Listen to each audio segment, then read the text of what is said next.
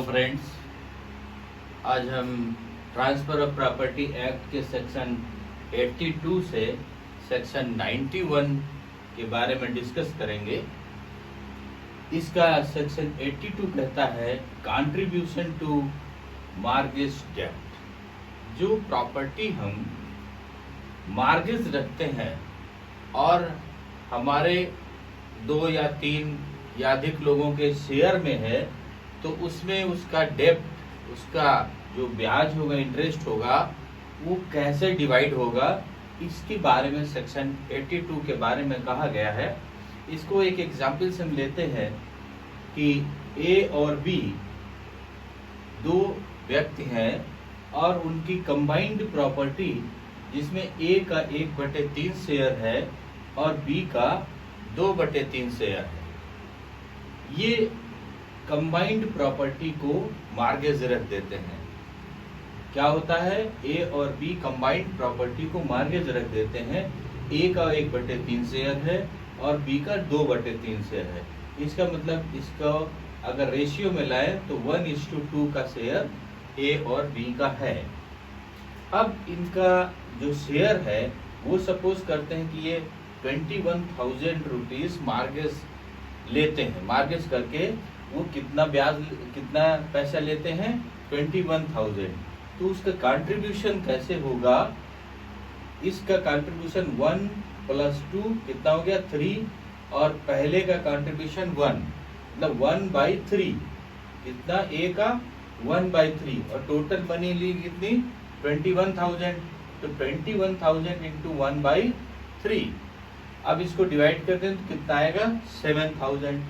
और बी का कितना पैसा हो गया, 2/3 इंटू 21,000, इसका मतलब 14,000।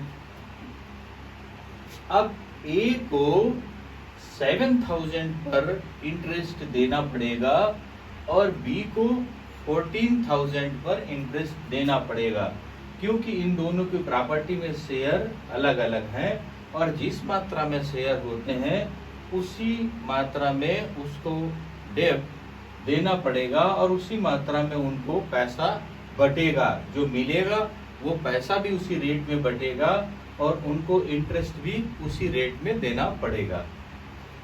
अब इसका सेकंड पार्ट कहता है कि ऑनर ऑफ 2 प्रॉपर्टी, एक व्यक्ति अभी तो शेयर में था, अब एक व्यक्ति के पास 2 या 3 प्रॉपर्टियां हैं। इसका सेकंड पार्ट कहता है एक व्यक्ति जो एक ही ऑनर है उसके पास 2 और 3 प्रॉपर्टियां हैं। वो पहली प्रॉपर्टी को एम के पास में मॉर्गेज कर देता है कितने रुपीज में, 8,000 रुपीज में। पहली प्रॉपर्टी को मॉर्गेज कर देता है 8,000 रुपीज में।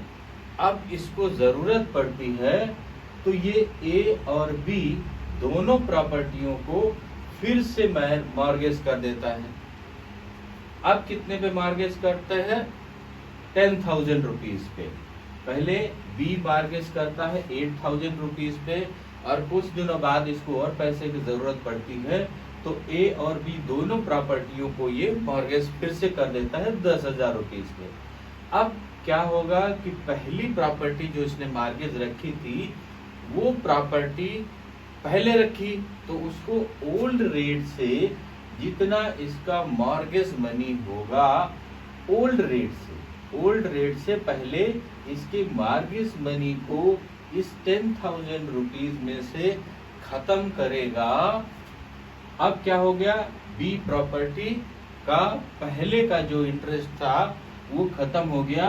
अब ए और बी में जो रेस्ट अमाउंट बचा वो ए और बी में इक्वली डिवाइड हो जाएगा। अगर इक्वली रेशियो है तब जो पैसा बचा अब वो नए रेट से इंटरेस्ट लगेगा, लेकिन पहले वाले का ओल्ड रेट से इंटरेस्ट उसको खत्म करेगा। मान लेते हैं कि मॉर्गेज मनी 8,000 हुई और इसमें से 10,000 वो नया पैसा ले रहा है, तो पहले 8,000 इसकी ओल्ड रेट से मॉर्गेज मनी को खत्म करेगा। रेस्ट जो 2,000 बचा वो 2,000 ए और बी के रेशियो में उसी पार्ट में इसका इंटरेस्ट और मॉर्गेज मनी चलेगी। ये इसके सेकंड पार्ट में कहा गया है। अब सेक्शन 83 में आ जाते हैं। 83 कहा गया power to deposit in court money due on mortgage. Mortgage जब कोई प्रॉपर्टी होती है तो क्या पावर है उसको कोर्ट में मनी जमा करने का। जो मॉर्गेज मनी है उसको जमा करने के हमारे जो मॉर्गेजर है उसके क्या पावर्स होते हैं। तो इन्होंने कहा इसको इसमें 83 में कहा गया है कि अगर कोई मॉर्गेजर अपनी प्रॉपर्टी को मॉर्गेज रखता है और उस प्रॉपर्टी पर वो पैसा नहीं दे पाता है, डिफॉल्टर हो जाता है, तो जो मॉर्गेजी होता है वो अपना पैसा लेने के लिए कहाँ जाता है? कोर्ट में जाता है। और कोर्ट में जिस समय केस फाइल करता है उस समय से ले करके जब तक उसका ऑर्डर और डिग्री नहीं हुआ उसके बीच में अगर मार्गेजर मॉर्गेज मनी कोर्ट में जमा कर देता, उसका पावर कब है? जब तक उस केस का ऑर्डर और डिग्री नहीं हुआ। उसके बीच में कभी भी मार्गेजर मॉर्गेज मनी को कोर्ट में जमा कर देता है तो कोर्ट उसको नोटिस भेजेगा। किसको? मार्गेजी को, कि आपकी टोटल पैसा यहाँ पर जमा हुआ है और आप अपना टोटल पैसा ले करके उसके जितने मार्गेजर के डॉक्यूमेंट्स हैं आपके पास वो सब उसको प्रोवाइड कर दें। ये कोर्ट उसको नोटिस भेजता है। लेकिन अगर ऑर्डर या डिग्री उस केस में हो गया है तब फिर मार्गेजर का राइट खत्म हो जाता है पैसा जमा करने का। वो कब? जब कोर्ट के ऑर्डर डिग्री के पहले ही पैसा जमा कर सकता है, उसके बाद में पैसा जमा नहीं कर सकता। ये सेक्शन 83 में कहा गया है। अब सेक्शन 84 में कहा गया है रिसेशन ऑफ इंटरेस्ट। इंटरेस्ट उसका कब रुकेगा, कब उसका ब्याज उस पर रुकेगा। अब ये सेक्शन 83 से ही रिलेटेड है कि जैसे ही मार्गेजर ने कोर्ट में पैसा जमा किया, जैसे ही मार्गेजर ने कोर्ट में पैसा जमा किया और कोर्ट ने मार्गेजी को नोटिस जारी किया, कोर्ट में पैसा जमा हुआ और कोर्ट ने मार्गेजी को नोटिस जारी किया। जैसे ही मार्गेजी को नोटिस रिसीव होगा, क्या होगा?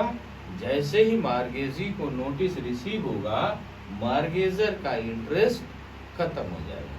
मतलब उसको अब इंटरेस्ट उस समय से नहीं देना पड़ेगा जिस समय कोर्ट की नोटिस मार्गेजर को मार्गेजी को मिल गई कि आपका टोटल पैसा मेरे पास में आ गया। आप अपना टोटल पैसा तुरंत कलेक्ट करके उसको पेमेंट कर सकते करें, और अगर पोजीशन है तो उसको पोजीशन वापस करें। तो उसका इंटरेस्ट कब से रुकेगा? जब मार्गेजी को नोटिस रिसीव हो जाएगा। अब इसके सेक्शन 85 से सेक्शन 90 तक इसके रिपील कर दिए गए, निरसित कर दिए गए। ये सेक्शन अब इसमें नहीं है। इसके सेक्शन 91 के बारे में पढ़ते हैं। Person who may sue for redemption. वो कौन कौन से व्यक्ति हैं जो प्रॉपर्टी को रिडेम्पशन करवा सकते हैं। इसमें सेक्शन में 91 में बताया गया कि वो कौन कौन से ऐसे व्यक्ति हैं जो प्रॉपर्टी अगर मॉर्गेज है उसको रिडीम करवा सकते हैं। तो इसका फर्स्ट पार्ट, इसको 3 पार्ट्स में कहा गया कि इनके 3 पार्ट्स हैं। 3 पार्ट्स में कहा गया कि हम कैसे प्रॉपर्टी को रिडीम करवा सकते हैं। तो फर्स्ट पार्ट में कहा गया any person other than the mortgagee of the interest sought to be redeemed who has any interest in, जिसका कोई उसमें इंटरेस्ट होगा, और charge upon the property mortgaged और इन और upon the right to redeem the same. इसमें कहा गया है कि एक एग्जाम्पल से ले लेते हैं। फर्स्ट पार्ट में, ए पार्ट में कोई प्रॉपर्टी मॉर्गेज है, किसके पास में? 3 व्यक्तियों के पास में मॉर्गेज है। ए, बी, सी या डी 3 या 4 व्यक्तियों के पास में मॉर्गेज है। अब ए को इंटरेस्ट है उस प्रॉपर्टी में कि ए के पास में वो प्रॉपर्टी आ जाए और ए उसको रिडीम करवा ले। तो ए क्या करता है कि पहले ए का जितना पैसा था सी अपने पास से ए का पैसा दे देता है और फिर क्या करता है, बी का पैसा दे देता है। अब ये प्रॉपर्टी किसके पास टोटल है, सी के पास में। अब बी और सी का उसमें कोई भी हस्तक्षेप नहीं है। अब सी उस प्रॉपर्टी को रिडीम करवा सकता है।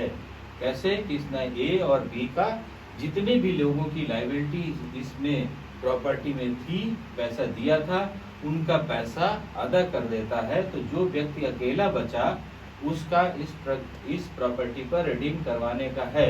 और जब इसमें इसका इंटरेस्ट इसको मिलेगा, जब ये प्रॉपर्टी सेल करेगा, तो उसी क्रम में, जिस क्रम में पहले पैसा ए ने इसको दिया, बी ने फिर दिया, सी ने बाद में दिया, और इसने क्या किया, ए का पहला पैसा अदा किया, फिर बी का अदा किया। तो उसी क्रम में पहले ए का जितना पैसा दिया होगा उस सेल में से उतना पैसा सी ले लेगा, और बी ने जितना पैसा दिया होगा और बी को जितना पैसा सी ने दिया होगा, बी का सी पैसा ले लेगा, उसके बाद में अपना पैसा लेगा ये। तो ये इसमें फर्स्ट में कहा गया है कि अगर एक व्यक्ति है जिसने सबका पैसा अदा कर दिया और वो अकेला बचता है, वो प्रॉपर्टी उसका इंटरेस्ट इस पे है, तो वो अब प्रॉपर्टी को रिडीम करवा सकता है। अब इसका सेकंड पार्ट कहा गया any surety for the payment of the mortgage debt और एनी पार्ट देयर ऑफ। अगर कोई श्योरिटी की बात कर रहा है, अब एक प्रॉपर्टी जिसका ऑनर एल है, ए के पास में मॉर्गेज रखता है, एल एक व्यक्ति अपनी प्रॉपर्टी को ए के पास में मॉर्गेज रखता है। अब कुछ समय बाद ए को जरूरत पड़ती है रुपयों की, और एल को जरूरत पड़ती है रुपयों की, और एल ए से कहता है कि हमें और कुछ रुपया चाहिए। अब ए अगर और कुछ रुपया देने का इंटरेस्ट रखता है, तब ए बोलता है कि हमें एक श्योरिटी दे दो कि हम पैसा आपको जमा उसके बाद दे सके। अब एल जो है, एल एक व्यक्ति एम है, एम की श्योरिटी ए को दे देता है, अब ए उसको रेस्ट मतलब जो अगला पैसा है जितना ये चाह रहा उतना पैसा ए दे देता है इसको। अब एल क्या करता है कि एल कोई भी पैसा ए का अदा नहीं कर पाता है, एल कोई भी पैसा ए का अदा नहीं कर पाता है, और उसमें कौन इन्वॉल्व हो गया, एम इन्वॉल्व हो गया इसकी श्योरिटी दे करके। अब एम जो है अगर ए का पैसा जमा कर देता है, क्योंकि एम सेफ्टी होल्डर है, एम अगर ए का पैसा जमा कर देता है तो एम उसमें इंटरेस्ट एम का आ जाएगा, और एम उस प्रॉपर्टी को सेल करके अपना पैसा फिर ले सकता है, एम का इंटरेस्ट इस पे आ जाएगा। अब ये एक बार और से रिपीट कर देता हूँ कि एल एक प्रॉपर्टी है, एल की एक प्रॉपर्टी ए के पास रखता है, इसको मॉर्गेज करता है, इसको और पैसों की जरूरत पड़ती है, तो ये और पैसा लेने के लिए ए के पास जाता है। ए क्या कहता है कि हमें कोई श्योरिटी दे दो, एल एम को ए के पास में श्योरिटी रखवाता है, और जब एल पैसा नहीं जमा कर पाता तो ए जितना पैसा एल ने लिया है वो सब ए को जमा कर देता है, तो एम की इसमें इंटरेस्ट आ जाता है, और एम इस प्रॉपर्टी को सेल कर सकता है और तब मतलब रिडीम करवा सकता है, और एम उस प्रॉपर्टी को सेल करके फिर अपना पैसा ले सकता है। ये इसके सेकंड पार्ट में कहा गया है। अब इसका थर्ड पार्ट में कहा गया है any creditor of the mortgagor who has in suit for the administration of his estate obtained a degree for sale or mortgaged property। अब इसमें कहा गया है कि कोई व्यक्ति के पास में, किसी व्यक्ति के पास में कई प्रॉपर्टियां हैं, किसी के पास कई प्रॉपर्टियां हैं और उन प्रॉपर्टियों से ये मॉर्गेज करता है।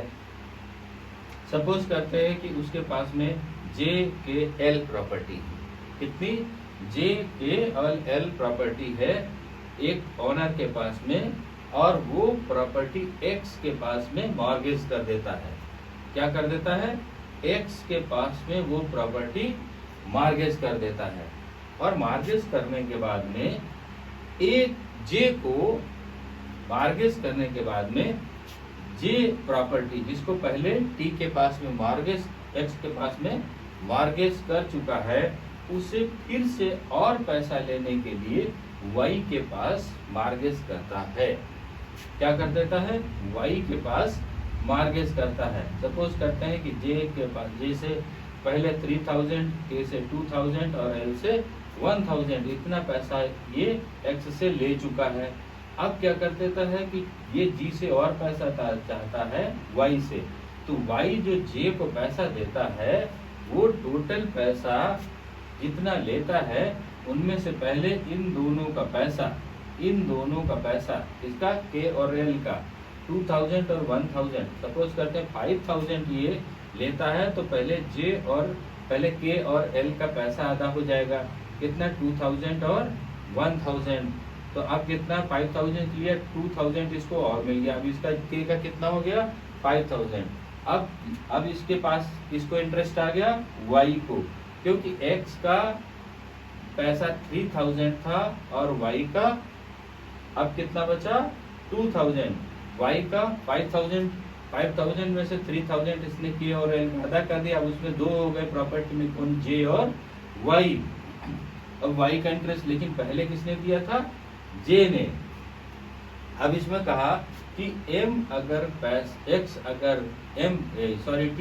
पैसा X का नहीं दे पाता है या Y का नहीं दे पाता है, तो क्या होगा कि Y को इंटरेस्ट आ जाएगा कि J का पैसा भी अदा करके अब टोटल प्रॉपर्टी किसके पास आ जाएगी? Y के पास में, और Y उस प्रॉपर्टी को रिडीम करवा सकता है, क्योंकि इसने क्या, Y ने क्या किया कि सबका पैसा अदा कर दिया, और अब Y उसको रिडीम कर सकता है। Y केस फाइल कर सकता है, और केस फाइल करके पहले अगर ये J का पैसा नहीं अदा किया तो पहले J प्रॉपर्टी का पैसा X को मिलेगा, और उसके बाद में Y को पैसा रेस्ट मिल जाएगा। ये इसके C पार्ट में कहा गया है। अब इसके ABC में कौन कौन प्रॉपर्टी को कैसे रिडीम करवा सकता है, इसके बारे में बड़ा इजी तरीके से बताया गया है। पहले में कहा गया C दोनों को पैसा अदा कर रहे तो अकेला बचा, ये रिडीम करवा सकता है। दूसरा, श्योरिटी किसने ले ली और अगर डिफाल्टर हो जाता, श्योरिटी टोटल पैसा जमा कर दे तो श्योरिटी उसको रिडीम करवा सकता। थर्ड में कहा गया कि अगर कोई पहले प्रॉपर्टी मार्गेज थी और उसके बाद में नया मार्गेजर आ जाता, तो नया मार्गेजर अगर पैसा जमा कर देता है तो नया मार्गेजर के पास में उसको रिडीम कराने का पावर आ जाता है। ये इसके सेक्शन 91 में कहा गया। तो फ्रेंड्स, सेक्शन 81 से सेक्शन 91 समझ में आ गए होंगे। अब सेक्शन 92 से हम नेक्स्ट पार्ट में मिलते हैं। ओके, थैंक यू, जय हिंद।